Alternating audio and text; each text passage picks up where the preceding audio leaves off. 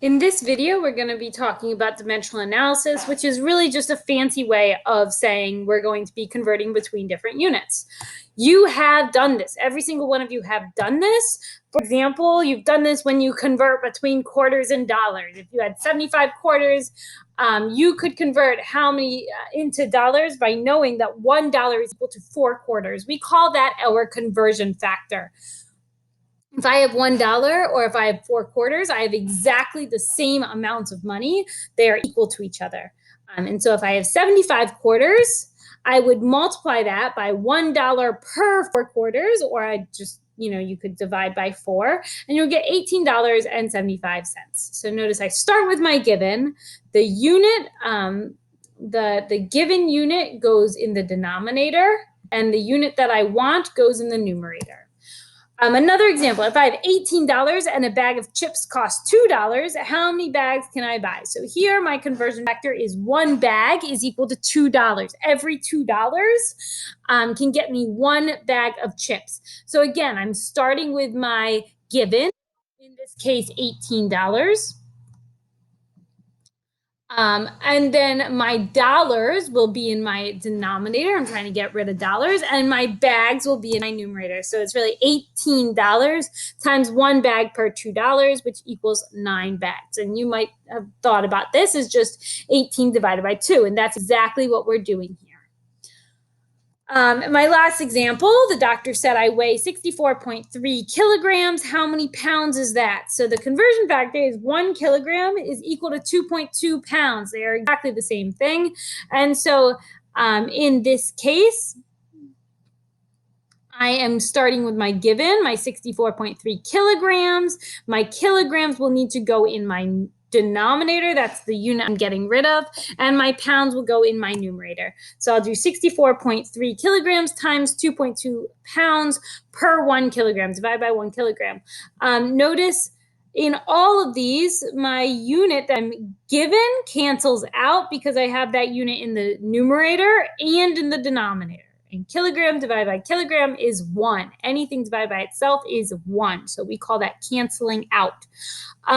Let's talk about significant figures for these problems as well. Quarters and dollars and the bags, these are actually exact numbers, so we don't need to round those. But in this third problem, notice we're given 3 significant figures.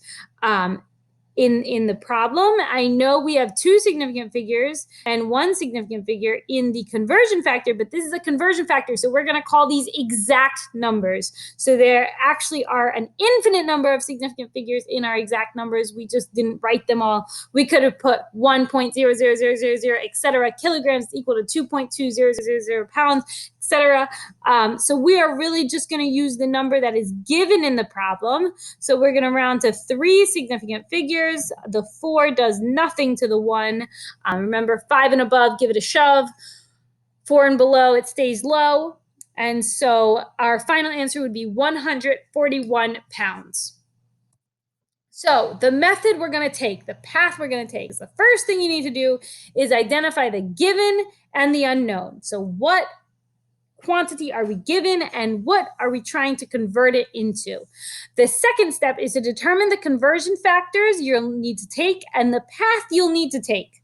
So conversion factors you use and the path you need to take. This is often the trickiest part, and sometimes it's easier to figure out the path and then fill in the conversion factors, and sometimes the conversion factors will actually help you find the path.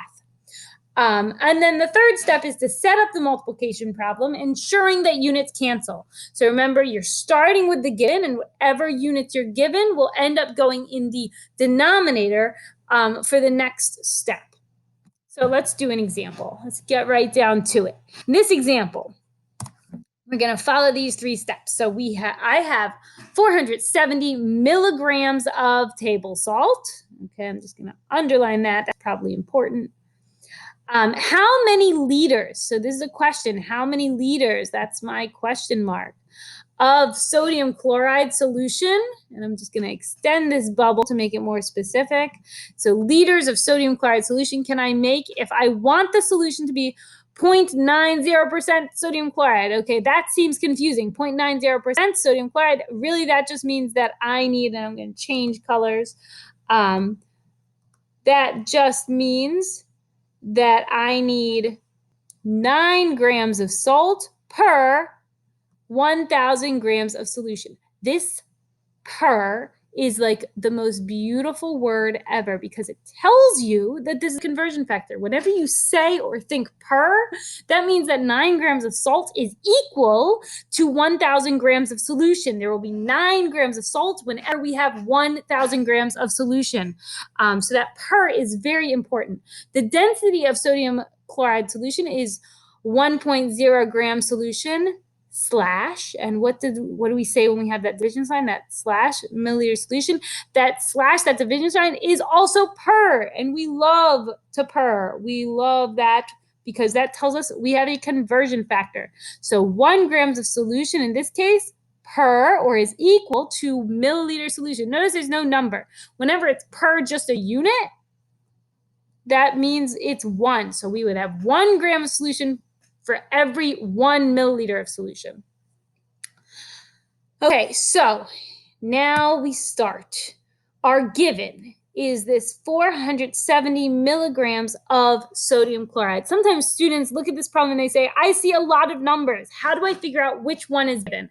I want you to notice that all of the other numbers in this problem are conversion factors. They tell us a fact, a definition, that 0.90% tells us 9 grams of salt is equal to 1,000 grams of solution.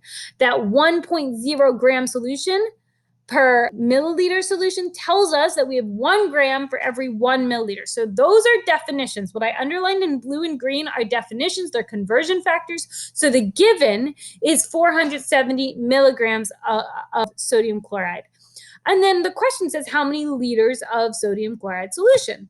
And so our unknown would be liters of sodium chloride. So now we need to do step number 2, get our conversion factors. So again, looking at the problem, we're given a few conversion factors. We're told that for every 1,000 milligrams, oops, this is not in the problem. This is based on the previous video, just converting metric. So notice that I have milligrams here and I have grams here and grams here. So I'm going to need to convert between milligrams and grams, and 1,000 milligrams is equal to 1 gram. My second conversion factor, and you can write these in any order, is that 9 grams of salt is equal to 1,000 grams of solution. That I underlined in blue, right? It says 9 grams of salt per 1,000 gram solution. So that is a conversion factor. The next conversion factor I underlined in green. 1.0 gram solution is equal to 1 milliliter solution. That is the density that's given. Oops, I'm sorry about that. That was given in the problem. So I just want you to notice what we have so far. Let's just try and start a path. So I'm starting with milligrams, and here's milligrams. So I'll have to convert it into grams, and then I can connect grams.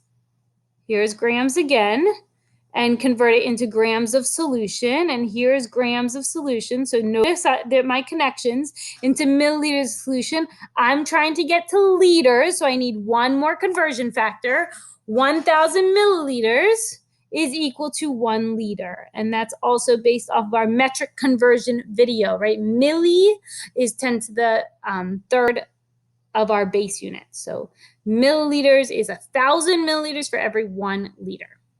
So here I have my path, right? I'm starting with my milligrams of table salt. I'm converting it into grams of sodium chloride, of table salt. And then I can convert that into grams of solution and into milliliters of solution and into liters of solution. So my conversion factors are really telling me what path I need to take. Then I do step 3. My actual calculations. So I start with my given. Here's my given.